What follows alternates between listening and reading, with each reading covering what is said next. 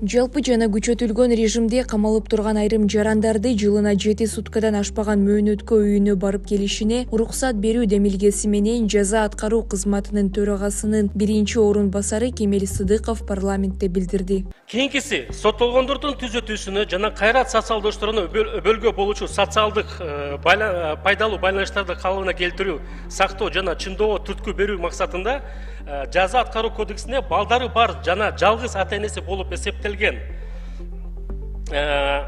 болуп саналган жалпы жана катуу режимдеги түзөтүү убактынан жаза өтөп жаткан соттолгондорго бала менен жолугушуу үчүн эки терапка баруу үчүн зарыл болгон убакытты эсепке албаганда 7 суткадан ашпаган мөөнөткө түзөтүү мекеменин чегинен чыгуу укук берүү мүмкүнчүлүгү караган ченемди киргизүү сунушталат. Бул демилгени депутат Камила Талиева колдоп, кумандуулуктун маанилүүлүгүн баса белгиледи.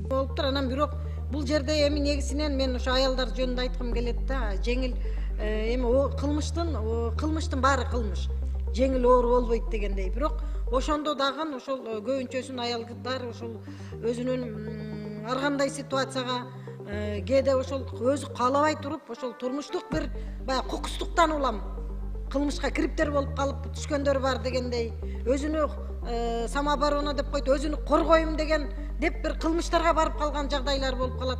Балдары менен жолугушууда эми албетте алар жанагы эле кичинекей мөөнөткө аралыкка барып тууган уругу, жакындары менен жолугуп жүрөт.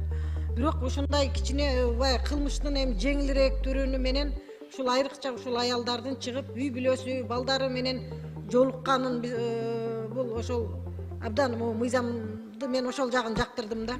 Депутат Дастан Бекешев соттолгон адамдар мындай мүмкүнчүлүктү туура пайдаланарынан күмөн санап, мындай деди. Чего боюсь, вот переживаю за что? Я переживаю за то, что эти лица могут либо совершить преступление, это одно из моих переживаний, и второе переживание то, что на этом сотрудники ГСИН смогут делать деньги. Кого-то захотели, отпустили, кого-то не отпустили, кто-то не смог заплатить, его не отпустят. У кого-то есть деньги, он зеленый дал в карман, его отпустили на то, чтобы он там съездил к детям. Вот тут же нету критериев, вот же самая главная проблема. Вы говорите сейчас электронные системы оценки рисков. Да, там выработаны критерии. Критерии нужны, четкие. Да, обязательно, правильно, обязательно. Иначе это все за деньги будет происходить. И вот у нас оттуда и блатные зэки появятся, и потом простые зэки появятся и так далее. Да? От чего мы пытаемся уйти с вами?